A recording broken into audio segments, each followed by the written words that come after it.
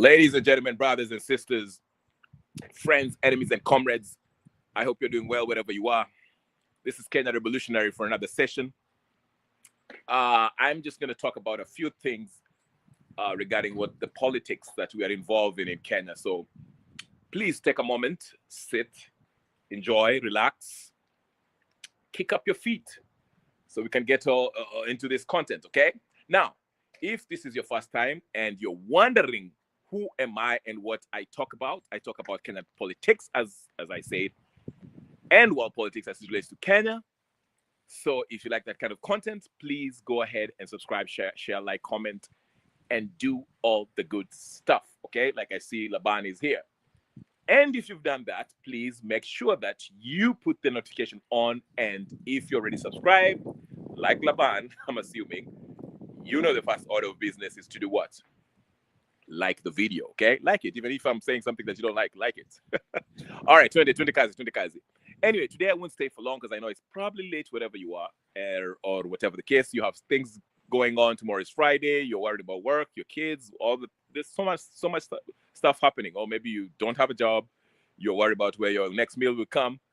That's fine. Let's get into the Kenyan politics. Remember, I'm your political dietitian. I will give you the nutrients that you need for your survival so it can help you navigate through the Kenyan politics as you know it, okay? Karibu sana. Laban is telling me 2 term. Okay, Laban, karibu sana na hiyo 2 term yako. I would beg to disagree, but it is what it is. Now, I want to first start with this whole something that I had. I had a snippet of what Okia Omtata was talking about. Okia Omtata. Now, I see a lot of people, the people who are, a majority of the youth, some youth, okay, let me just say that, who do not buy into this, the traditional politicians, the Railas, the Uhurus, the Matiang'i, Gachaguas, Martha Karua, they are looking at Okia Omtata and Maraga as an alternative, people who can actually bring some sort of change or whatever the case is, an alternative to the traditional politicians that we know. And one by one, these people are actually exposing themselves as fraudulent, okay? I will explain to you very quickly. Now, let's take out the normal traditional politicians, the known conmen and women, Martha Karua, Raila Odinga, Kalonzo Musyoka, Gachagua, Ruto, Uhuru, Wamalwa, Matiang'i. We know these people are corrupt. It's not up for any kind of debate. Now, we are left with 2 prominent, not your traditional politicians, but politicians nevertheless, because anybody is a politician by definition. I was just mentioning the traditional Moi orphans, the yesteryear yesteryear politicians, okay? Anyway, you get what you get the drift, okay? So I'm talking about the 2 that some faction of Gen Zs are kind of excited by, namely Okia Omtata and the former Chief Justice of Kenya, Maraga. I forgot his first name. But anyway, let's leave Maraga for a minute. Let's just park Maraga in the side. Let's just deal with Okia Omtata. Let's just deal with him. Now, Okia Omtata has been suspected to be working for the ruling class. He has always championed for the rights of Kenyans. But some people are even questioning his motives.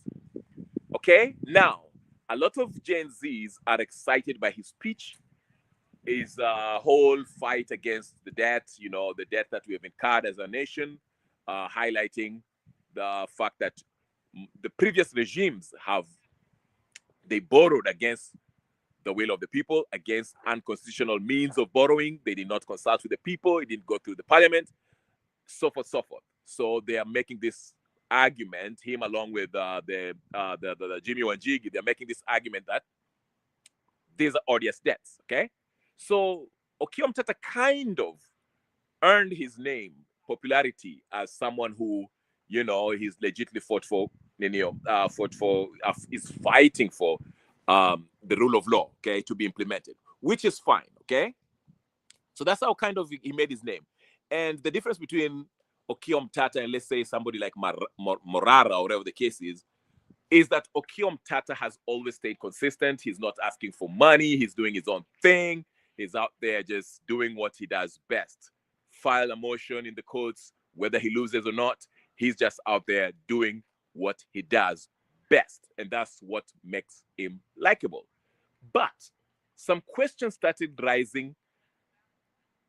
People started questioning Okiom Tata when that young fella called, I think, was it Kibet? When he was abducted.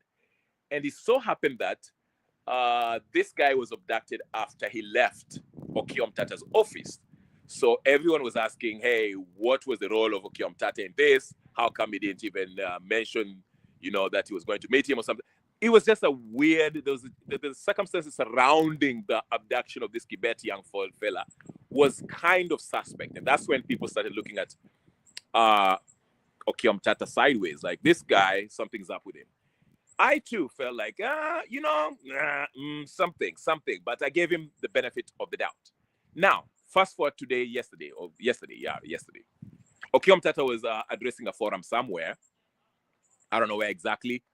But the little snippet that he was kind of talking about is what raised my eyebrow, He started saying that in economy, what Kenya needs as far as in order to have like an economic development in this country, Kenya needs industries, which I agree. He talked about revitalizing industries like Rivertex, Mumia Sugar, which was, I think Rivertex is privatized, sold. Pipeline, I just saw that it's in the process of being sold, actually sold, because the whole thing didn't pass through the parliament. It's still being debated.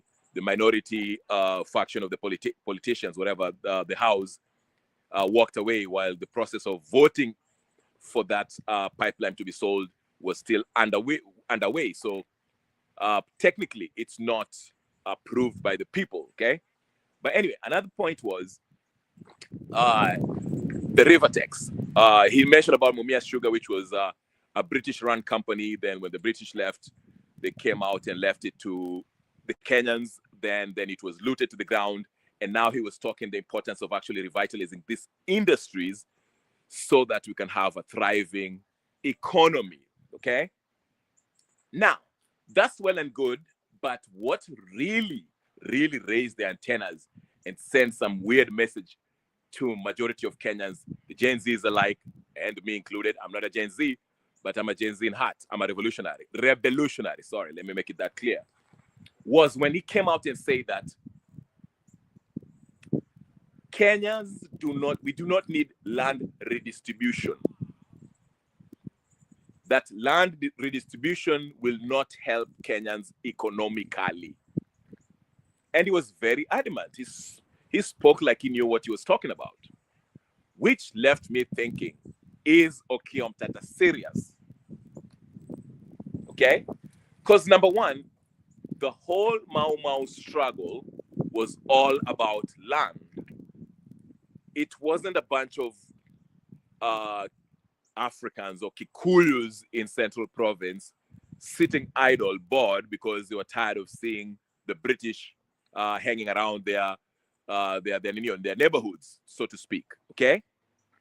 The Mau Mau struggle was all about land.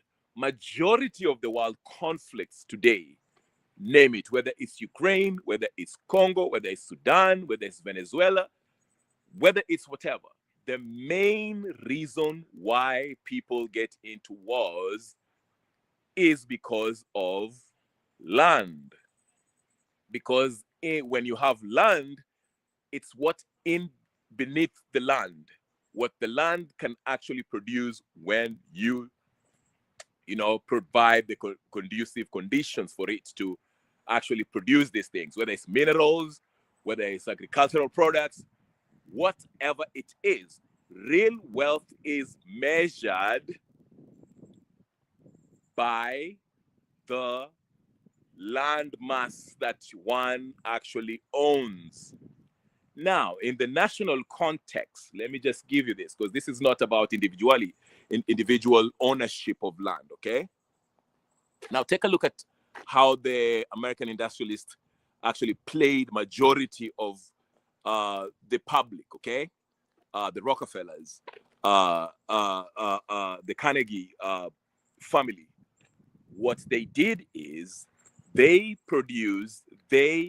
created an economy where majority of people were moving from the rural areas, the countryside, so to speak, to the industrialized areas, which now became the urban centers. Okay, if you look at Detroit with Ford and the car industry there, okay. When you look at California with the gold mining industry, when the gold rush back there, okay. New York, same thing with the industries, right? So name it. If you look at the big cities in the US, they are as a result of industries, which is not a bad thing by itself, but industries alone is not enough to actually gauge how well the people are doing economically. Okay, you can go to the car industries in Detroit, in Michigan, in USA. You know, of course, it's not the same as in the 60s and 40s when World War II, when, you know, they had a huge need for supplies for cars and all that stuff, okay? It's not the same, but I'm just saying, even though it's a heavy industrialized a town, you still have people who are struggling to pay their bills, wages, you know, crime rate and all this stuff, all right? Basically, what I'm saying is this: having a bunch of industries in a place in Kenya is not a sole reason why economy would thrive. The reason why majority of people are disagreeing with Tata on this, when he mentioned that you don't need land, that you just need industries revitalized, and we need service-based economy. Take a look at the US. It's a perfect example of a service-based economy.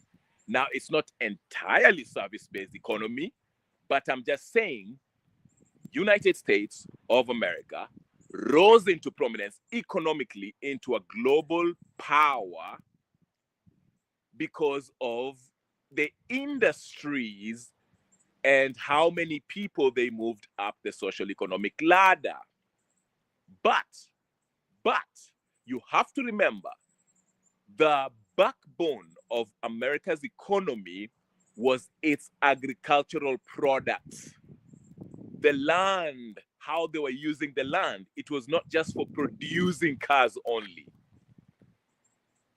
The US is also rich in minerals, gases, natural gases, okay, gold, okay. If you go to Idaho, they produce potatoes. You have Idaho potatoes, whatever. You know, agriculture was the backbone, okay, was the backbone of the US economy. The land, okay. When these folks came out there, the British came out here, these British settlers, whatever the case is, who became Americans, these founding fathers, whatever the case is, the slave owners, what do you think they were doing? Even though they had huge private plantation land, and they had their slaves working on what? Land.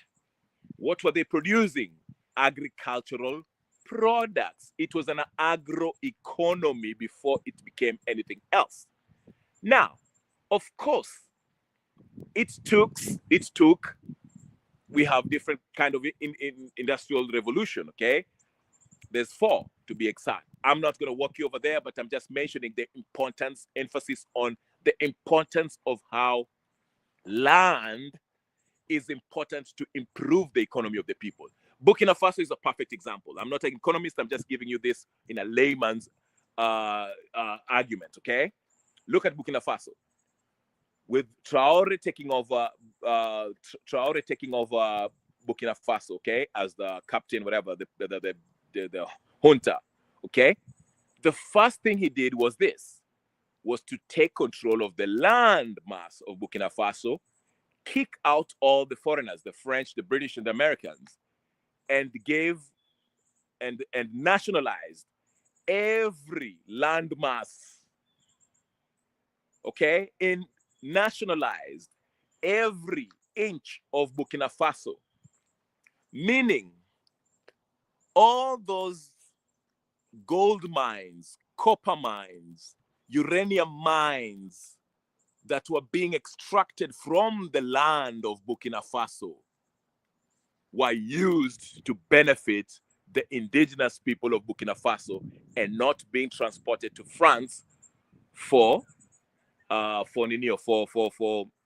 to be processed and then sold back 10 times to Burkinabes. Okay? So you see the importance of land. So what I'm trying to say is this. While you can have a service-based economy is not sustainable. That's why I used the example of the US. The United States, in the last 30 years, so to speak, 30 years, they've relied heavily on service-based economy. They stopped their production. I'm not saying that totally, but the level of producing real goods like they used to during World War II and World War I, when they were, when they were at the height of their power, they're not doing that anymore. It's all service-based economy. Now, take a look at China, on the other hand. China is producing everything. They're producing. You can't produce something if you don't have land, if you don't own it.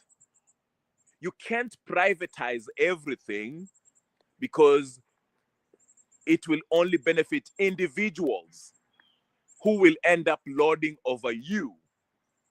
Understand what I'm saying? So I want to emphasize that to Okiom Tata. If you're watching, tag him if you're watching this through the X, so he can get some lessons, layman understanding of how land is very important as far as being wealthy. Actually, listen to me. When we were kids, we used to, ukishi mashambani, we used to laugh at those farmers who live in rural areas. We're saying, wale wa shamba wamekaa huko ushago, and sisi tulikuwa nafikiri we are so developed, we are so sisi tumeendelea, we are economically tumeendelea kwa sababu we are living in an apartment which we are renting hapo Nairobi, and we are working, tuko na kazi ya ofisi, and we are taking a matatu to it was so silly, not knowing that farmer huko ushago that has I don't know how many acres of land, he's actually richer than your stupid self living in an urban center. Okay, the same thing. I mean, if even in the US, the richest people in the US are actually farmers. One of the biggest, Bill Gates. Go do your research. Bill Gates is buying huge sums of land in the Northwest, western part of America. Okay, of course, he's doing that for different reasons, but that's besides the point. I'm just saying, real wealth lies with the land. Okay, you cannot. It's just not limited because you need this land to actually do. So what I'm trying to say is this. Think about it. Majority of people who go to the Ninio, we had it backwards. The colonizers, they tricked us into believing that working in factories and earning a few shillings, okay, then renting an apartment is actually wealth and it's good for our economy. That's a lie. Back before the British came to Kenya, we were actually living very well. I was just talking to this old man, and he was telling me how, back in the day, in 1800s or late 1800s, people would move around from, let's say, you'll walk around from unaenda to Laikipia, okay, and you talk to the landowner there, anakuambia, if you don't have land, there was no homeless people. Anakuambia ati I'll apportion you a couple acres here, eka mbili, you can grow some maize, grow some wheat, or whatever the case is, and you can harvest it and use it na ukule. Na hata anaweza kupatia ng'ombe mbili, one male, one female, anakwanza uanze maisha hivyo. And they did it for free, okay, so that you can be independent. Okay, we never had homeless people in Africa back then. So think about it. But the industrialists who wanted to take advantage of this land that we have came and convinced you that these industries that we have, okay, sorry, that building an industry, okay, will help you earn money, and that money is what money in the bank, this fictional thing, is what will make you actually rich. There's a difference between being rich and being wealthy. That's what I'm saying. That person, in fact, in that comment, when Okiom Tata was making that point, it's on my X. Go look at it. I just retweeted it. He even gave an absurd example talking about somebody from Busia who left I don't know how many acres of land and moved to Nairobi to look for a job in a factory. He's working as a watchman in Nairobi, and he left acres of land. That shows you how something is missing up here. You've been colonized in your mind, because wewe unafikiri ukienda kufanya factory, that is when you're going to earn real wealth, because they'll give you something fictional called money. A few money hata ile ukicompare hata, you see what I'm saying? While ukikaa nyumbani, if you have 50 acres of land, you can have wildlife. Unaweza kuninio kuku to produce eggs. You can have cattle to give you meat. You can have cattle to produce milk. You can grow wheat. You can grow mahindi. You can grow beans. You can grow anything.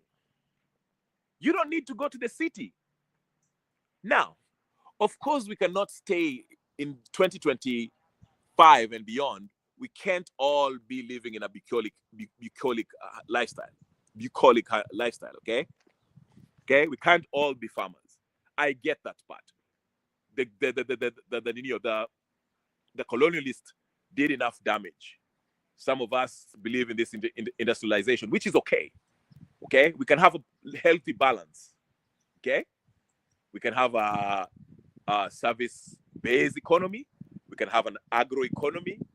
We can have a techno economy, whatever you want to call it. Okay, but anyway, what I'm trying to say is this: for Okiom Tata, who cares about the economic well-being of Kenya, who claims to care about the well-being of Kenya, it's preposterous, outrageous of him to come out and say that land is not real wealth.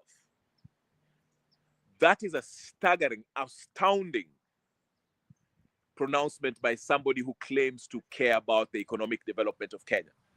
In fact, he went ahead and said, we don't need land distribution. Is implying that we don't need the historical injustice that happened back in Kenya when the British took our land and started these industries, okay, and never gave back, never paid restitution? Is he talking about the Kenyatta family who owned the land size of Nyanza province from the indigenous people and was supposed to give it back to the Mau Mau settlers? Is he talking about Ruto, ile nini amenyakua, not taking it back? The land grabbers who have grabbed land all over Kenya, not to find justice, including Kalonzo, including Matiangi in Ruaraka. I just saw Alice Wahome, also alikuwa amenyakua na she's the Minister of Land. Is that what he was referring to? Why do you think all these people who are now wananinio wameingia kwa serikali wananyakua land, and is busy talking to us about it? And he was giving the terrible example of Europe. As you look at Europe, they don't care about. Go look at Europe. Germany is all about, it's an agro-economic economy. If you look at the backbone of it, wacha kujali hizi German engineer. German engineering ilikuja later.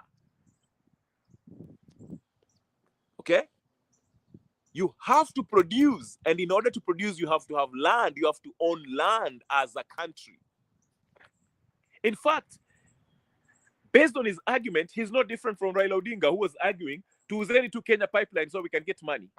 Look at how silly we are becoming. I used to, back in the day when I used to be on GSC class, geography, history, and civics class, when the teacher used to tell us that the Arabs came with spices in exchange for gold. Sisi tulikuwa tunapatia gold, copper, and all these minerals and land, while they gave us spices. Wanatupatia roiko. I used to get mad in class. I'm like, what kind of deal is this? Atibata trading. How is it? But it's going on today. United Arab Emirates, sijui walipewa ile land ya inaitwaje? Kuala sijui Kuala what? What do you call it? Golana, whatever. I can't even say it. Yeah? 100 acres. Under the guise of sijui climate change. Nonsense.